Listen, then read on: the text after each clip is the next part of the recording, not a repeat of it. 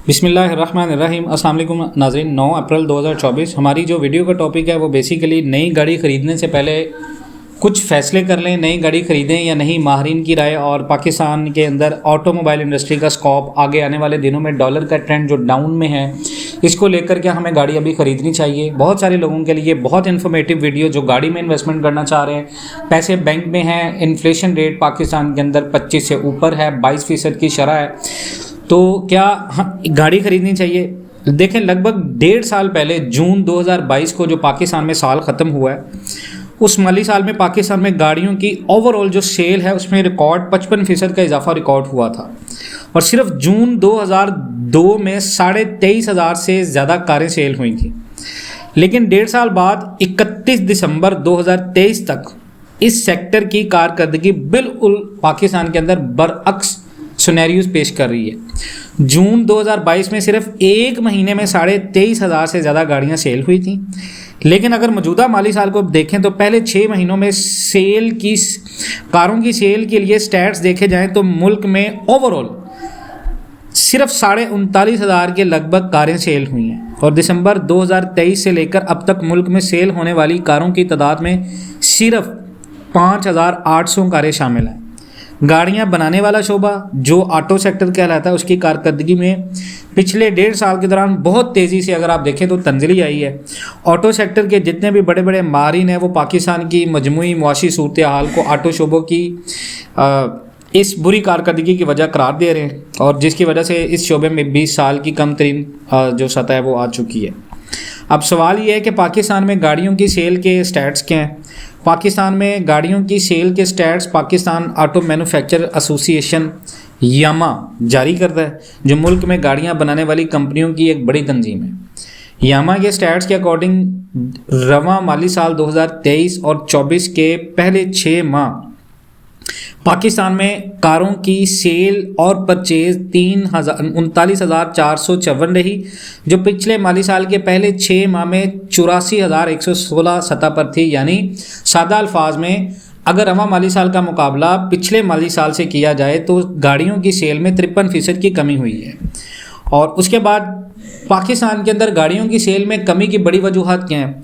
Auto sector से मुंसलिक आप जितने भी माहिरीन की बात सुने तो इसकी एक बड़ी वजह मुल्क की मजमूई मुआशी कारकर्दगी को करार देते हैं। उसके बाद देखें, इस शोबे की कारकर्दगी में तंजली की सबसे बड़ी वजह तो मुल्क में पाकिस्तान के ज़र मुबादला की कमी थी, क्योंकि इंपोर्ट्स के लिए डॉलर्स ही नहीं थे। तो इस शोबे के लिए बैरून मुल्क से खाम माल की इंपोर्ट्स शदीद मुतासिर हुई, और एलसीज ना खुलने की वजह से मुल्क में गाड़ियों की प्रोडक्शन बुरी तरह मुतासिर हुई।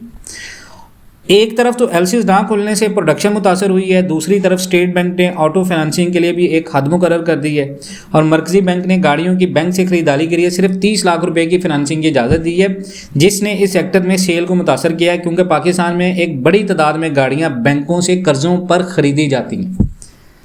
दूसरी तरफ स्टेट बैंक की तरफ से शरह सूद में इजाफा और उसको बरकरार रखने में भी इस सेक्टर को बुरी तरह मुतासर किया है, क्योंकि स्टेट बैंक की तरफ से 22% शरह सूद के बाद बैंकों का ओवरऑल शरह सूद 25% हो जाता है अगर आप देखें। और इतने ज़्यादा शरह सूद के बाद लोगों के लिए बैंक से गाड़ी खरीदना मुश्किल हो गया, जिसने सेल को मुतासर किया।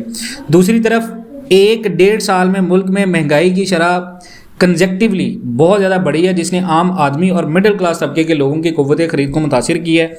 और इन वजूहात के बायस ही आज हालात ये है कि मुल्क में गाड़ियों की सेल का हुजम 20 साल की कम तरीन सतह पर है। इवन के लोग पुरानी गाड़ियाँ ख़रीद कर अपना गुजारा कर रहे हैं। एक्सचेंज रेट के ज़्यादा होने और डॉलर की किल्लत ने इस शोबे को सबसे ज़्यादा मुतासिर किया है, क्योंकि एक तरफ तो खाम माल इम्पोर्ट करना मसला बना रहा है, तो दूसरी तरफ डॉलर की कीमत भी बहुत ज़्यादा रही है। अब सवाल ये है कि पाकिस्तान में कारसाज शोबा 2023 में तो इन मसाइल का सामना रहा, लेकिन पाकिस्तान के अंदर इस सेक्टर से रिलेटेड जितने भी लोग हैं वो बहुत ज़्यादा जो है वो मुतासिर हुए हैं। अब सवाल ये है, क्या हमें नए साल में गाड़ी ख़रीदनी चाहिए। 2024 में गाड़ियाँ तैयार करने के सेक्टर में कोई बेहतरी पैदा हो सकती है। देखिए, साल 2023 में ऑटो शोबे की कारकर्दगी जो है वो नेगेटिव रही है, और नए साल यानी 2024 में इस सेक्टर की कारकर्दगी के बारे में भी ऑटो सेक्टर के माहिरीन कुछ ज़्यादा पुरुउम्मीद नहीं है। इस शोबे की कारकर्दगी पूरी मीशत से अगर आप देखें तो जुड़ी हुई है। अगर आपने गाड़ी खरीदनी है तो ये पाकिस्तान की इकोनॉमी से आपने इन्फॉर्मेशन, ये वीडियो आपको देगी। और अगर आप बर्ड्स पाकिस्तान मीशत में कोई बेहतरी आती है तो हो सकता है कि ये शोबा भी बेहतर कारकर्दगी का मुजाहरा करे। आलमी सतह पर शिपिंग कंपनियों के किराए बढ़ गए हैं जो खाम माल को महंगा बना रहे हैं। दूसरी तरफ मुल्की सतह पर डॉलर जो है वो कम हो रहा है, लेकिन इसके बावजूद गाड़ियों की कॉस्ट में इजाफा हो रहा है। ऐसे में इस शोबे के लिए सूरत हाल कोई ज़्यादा हौसला अफजा नज़र नहीं आ रही।